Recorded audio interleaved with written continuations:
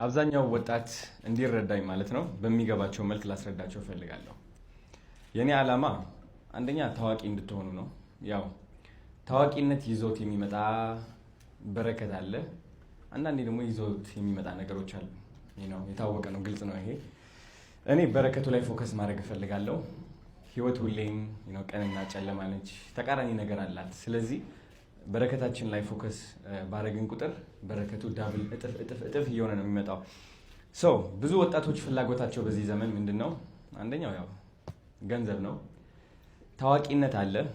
ታዋቂነት የሚመጣው ደግሞ በአዋቂነት ነው። የምታደርገውን ነገር ማታውቅ ከሆነ እንግዲህ ታዋቂ መሆን አትችልም። እኔ ማውቀው ነገር አለ፣ ለዛም ነው ታዋቂ የሆንኩት፣ በዛ ማውቀው ነገር ማለት ነው። ገንዘብ መስራት በቲክቶክ በጣም ቀላል የሆነበት ጊዜ ላይ ነን ያለ ነው። እኔ ቲክቶክ ስልጠና ስሰጥ፣ ኮንተንት ክሪኤሽን ክላስ ስሰጥ በአፍሪ ቱቶርስ ማለት ነው። ዝም ብላችሁ ተምራችሁ ቪዲዮ መቅረጽ ጀምራችሁ በዛው እንድትሄዱ አይደለም። የኔ ዓላማ ቲክቶክ ተምራችሁ ኮንተንት ክሪኤሽን ተምራችሁ ከዛ መጨረሻ ከፍተኛ ተከፋይ እንድትሆኑ ነው። ቢዝነስ ከሆናችሁ እንዴት አድርጋችሁ የእናንተ ቢዝነስ አሁን ለምሳሌ 22 ወይም የሆነ ሰፈር ብትሄዱ ስንት ስልክ ቤቶች ነው ያሉት? በጣም ብዙ ስልክ ቤቶች አሉ። የተለያየ ስም ነው ያላቸው፣ የተለያየ ንግድ ፍቃድ አላቸው አይደለ? ከነዚህ ስልክ ቤቶች የሚለየህ አንድ ነገር ምንድን ነው? በምንድን ነው የምትለየው? ወይም ደግሞ ልብስ የምትሸጥ ከሆነ ምንድን ነው የምትለየው? አብዛኛው ሱቆች ከቱርኪ ነው የሚያስመጧቸው ልብሶቻቸው። የተለያዩ ፋሽኖች፣ ስታይሎች አሉ። ግን እንዴት አድርገህ ለየት ብለህ ትቀርባለህ? ይህ ነው ሚስጥሩ፣ ይህ ነው ስኪሉ። እችን ካወቅባት ያንተን የሚመስል ፕሮዳክት የያዙ ማአት ቢዝነሶች እንዳሉ እያወቅ ግን ደግሞ እኔ ማስተምራትን የቲክቶክ ስልጠና የኮንተንት ክሪኤሽን ስልጠና ካወቅ ስቲል አንደኛ ትሆናለህ። ስቲል ያንተ ልብሶች አንደኛ ናቸው። ያንተ ልብሶች ሞር ኳሊቲ ናቸው። እነዚህ ሀሳቦች የምናስተላልፍበት በቲክቶክ ነው። ዘመኑ ተቀይሯል። ማስታወቂያ እንግዲህ ድሮ እንለጥፍ ነበር ግድግዳ ላይ፣ በጣም ውድ ነበሩ። ኢቭን መንገድ ላይም አሉ ስክሪኖች፣ በጣም ውድ ነበሩ። ሰው ግን የለም አሁን። ኢቭን እኮ እርስ በራሳችን እያወራን እያለው ስልካችን ላይ ነው። አይገርምም? ሁላችንም ማለት ነው በየ2 ደቂቃ ስክሮል እንዳደረግ ነው። የሆነ አዲክሽን መጥቶብናል፣ የሆነ ሱስ ማለት ነው፣ የማይፋታ ሱስ። እንግዲህ ይህ ሱስ ነው፣ አቴንሽን ይባላል። አቴንሽን ኢዝ ዘ ሪል ከረንሲ እዚህ ጀነሬሽን ላይ። አቴንሽን ማለት ትኩረት ነው።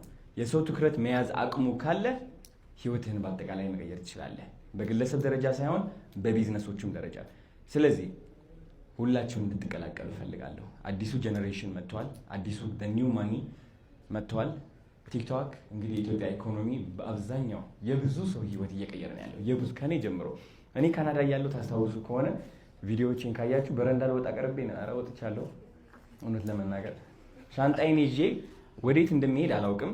$100 ነበር የሰጠኝ ከዝኔ። እቺ $100 ለኡበር ሆነች። መንገድ ለመንገድ ከዛ ዝም ብዬ እዞራለሁ። ምንድን ነው ማድረገው? ምን እያደረኩኝ ነው? የዛኔ አስታውሳለሁ ለ2 ዓመት ሙሉ እኮ ተቀጣሪነት ወጥቼ ነበረ። ከዛ የዛች ቀን ግን በረዶ ቅጥቅጥ ሲያደርገኝ ቦርሳዬን ይዤ በትክክል ማሰብ ጀመርኩኝ። ለምንድን ነው ኢትዮጵያ ሂጂ ማልሰራው?